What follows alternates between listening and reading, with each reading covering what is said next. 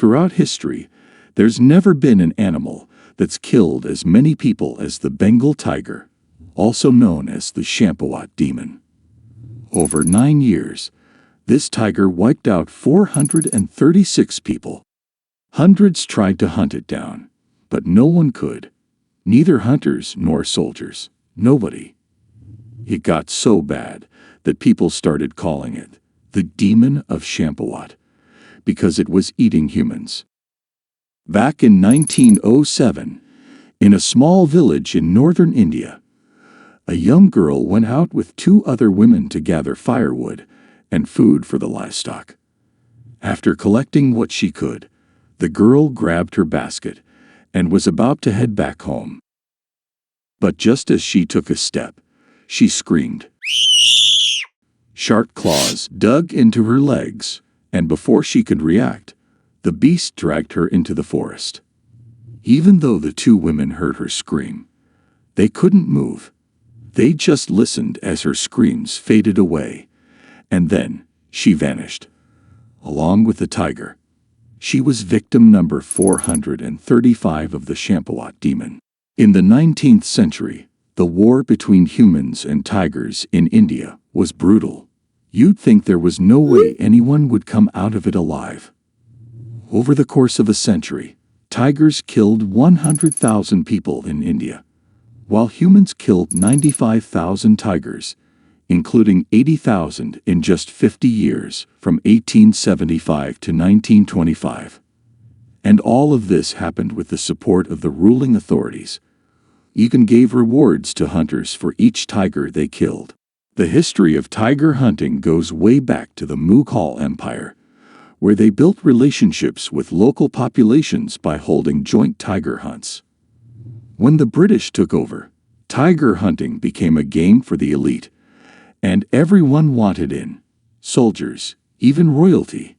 Fun fact, in 1911, George V, the King of Britain, went hunting in India with nobles, and in just 10 days, they killed 4 bears, 1 rhino, 39 tigers, and more.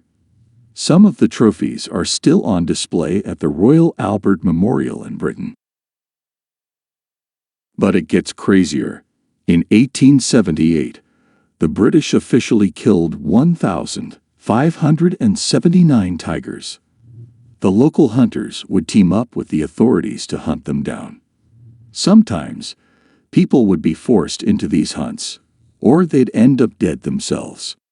But not every tiger that got shot died. Some would get injured and still survive. An injured tiger might not be able to hunt its usual prey, so it starts looking for easier food, like cattle or even humans. And once a tiger gets a taste for human flesh, it becomes hooked. That's when the real trouble started with the Champawat Demon. Although it's called the Champawat Demon, which is named after its hometown in India, this tiger's story actually began in Nepal. The exact time it started hunting humans is unclear, but by the late 1800s, the villagers of Rufal in western Nepal were terrified of the increasing number of disappearances. The tiger stopped targeting individuals and started attacking entire groups of people. Despite offering a reward and sending hunters, no one could catch it. This tiger was different. It was too smart, always staying one step ahead. After it killed around 200 people in Nepal, the authorities decided to send in the army to deal with it. Despite a large-scale effort, the tiger managed to escape across the border into India, where it settled near the village of Champawat. The same thing started happening in India. The tiger would attack people, and it kept getting harder for anyone to stop it. The villagers got scared and only ventured out in groups.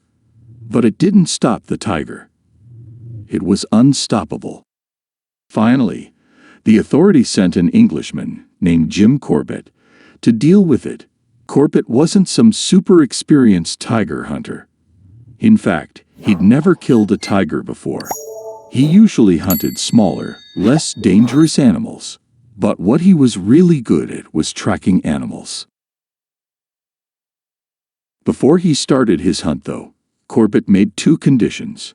First, he didn't want the reward money for killing the tiger, and second, he wanted all other hunting efforts to stop.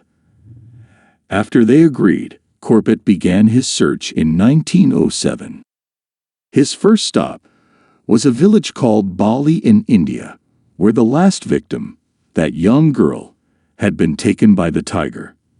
The villagers were terrified. The tiger had been attacking during the day and roaring at night.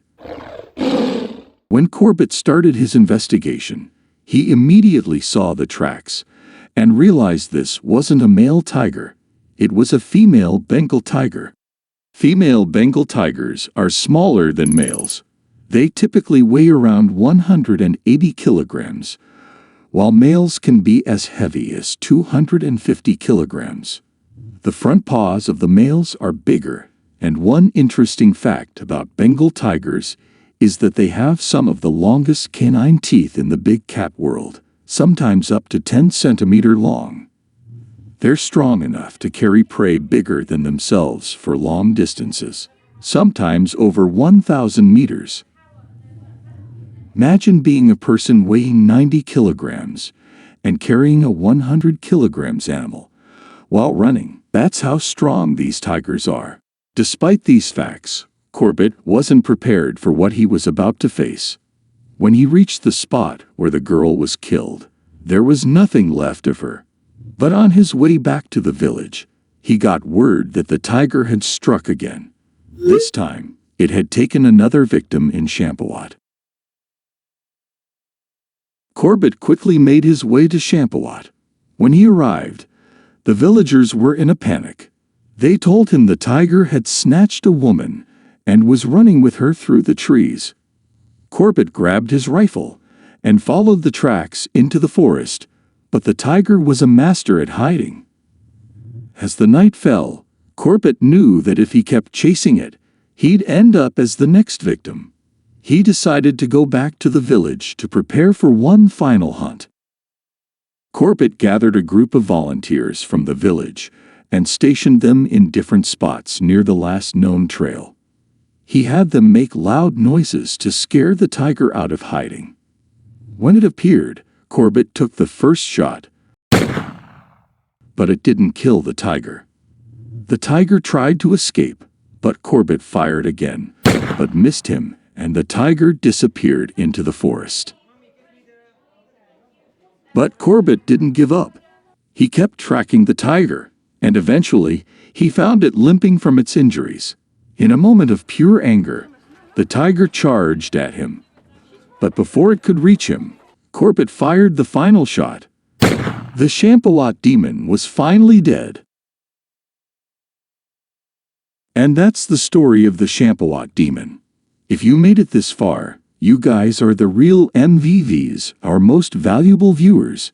Don't forget to drop a like before you go. And leave a comment if you have any suggestions for future episodes. See you in the next one. Peace.